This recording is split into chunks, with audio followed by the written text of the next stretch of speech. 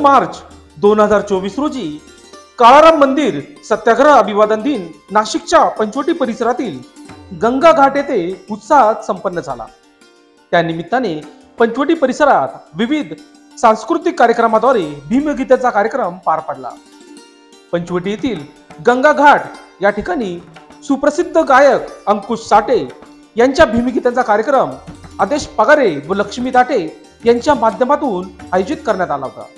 या कार्यक्रमासाठी विविध क्षेत्रातील मान्यवर उपस्थित होते। यावेळी मान्यवरांचे पुष्पगुच्छ व शाल श्रीफळ देऊन सन्मान करण्यात आला।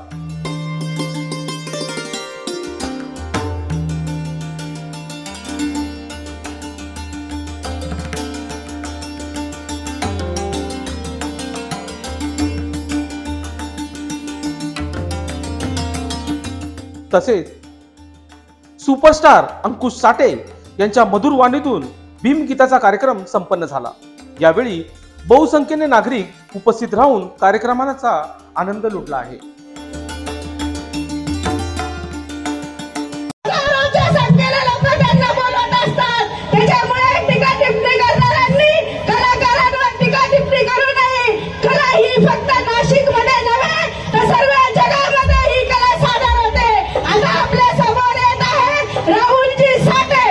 आज 2 मार्च काळाराम मंदिर सत्याग्रह अभिवादन सभेच्या निमित्ताने आज गंगा घाट गौरी पटांगण इथे कार्यक्रमाचं आयोजन केलं होतं व आमचे सर्वच कमिटीचे नेते इथे उपस्थितीत होते व उपस्थितीत राहून या कार्यक्रमाची सर्वांनी शोभा वाढवली व अतिशय असा चांगला प्रतिसाद या कार्यक्रमाला मिळाला।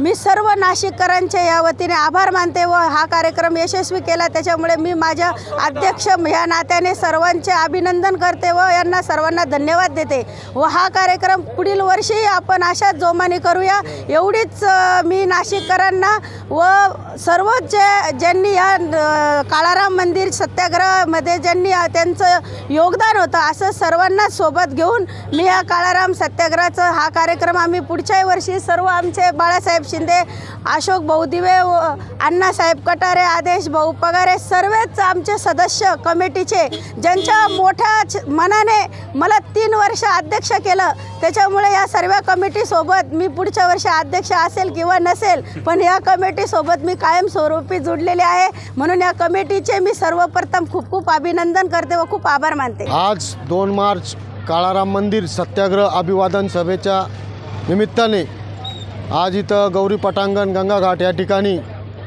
आम्ही 2 मार्च काळाराम मंदिर सत्याग्रही स्मारक समितीच्या वतीने आज हा कार्यक्रमाचं आयोजन करण्यात आलं होतं। हा कार्यक्रम जो डॉक्टर बाबासाहेब आंबेडकरांनी जो लढा उभारला होता तो लढा 5 वर्ष 11 महिने 17 दिवस चालला।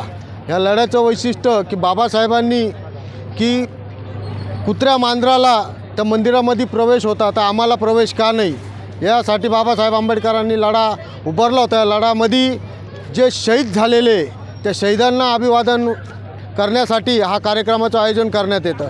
हा कार्यक्रम आम्ही प्रत्येक वर्षाला वेगवेगळ्या सिंगर आणून त्या माध्यमातून हा कार्यक्रम आयोजित करतो आणि मोठ्या संख्येने या भीमसैनिक या कार्यक्रमाला उपस्थिती लावता आणि या कार्यक्रमाला आंबेडकर चळवळीतील सर्व नेतेगण आम्ही या ठिकाणी बोलवतो की आंबेडकर चळवळीमध्ये त्यांचं खऱ्या अर्थानं जे योगदान आहे ते नेते येऊन इथं अभिवादन करतात। या अभिवादन सभेचं आम्ही आयोजन करतो। अशा प्रकारे या ठिकाणी आम्ही आज जो अभिवादन आयोजन केलेलं होतं या सभेसाठी सर्व आमचे पदाधिकारी सर्व कार्यकर्ते नेतेगण मंडळी जे मार्गदर्शक आहे आमचे सर्वांनी आम्हाला सहकार्य केलं आणि हा कार्यक्रम यशस्वी केला। आम्ही त्या मंदिराला सोडून दिलेला आहे तो धर्म सोडून दिलेला आहे। ज्या धर्माने तुमच्या माझ्या जीवनामध्ये प्रचंड असं परिवर्तन घडवलं तो धर्म आपण सोडून दिलेला आहे।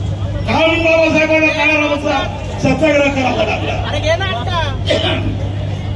बाबासाहेबांनी सायमन कमिशनला सांगण्यात दिले बाबासाहेबांनी गोलमेज परिषदेमध्ये गेले, बाबासाहेबांनी 2 वेळा गोलमेज परिषदेमध्ये गेले आणि या देशाच्या सरकारला, ब्रिटिश सरकारला आवाज वाढवा करा,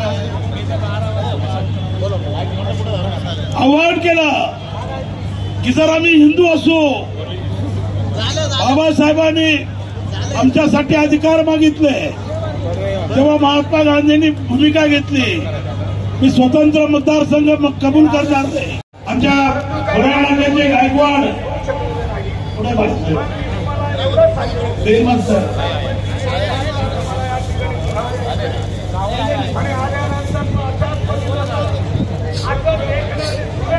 आमच्या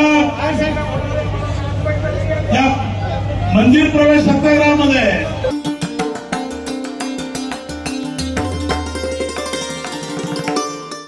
लोकशास्त्र न्यूजसाठी बंटी आढाव, नाशिक.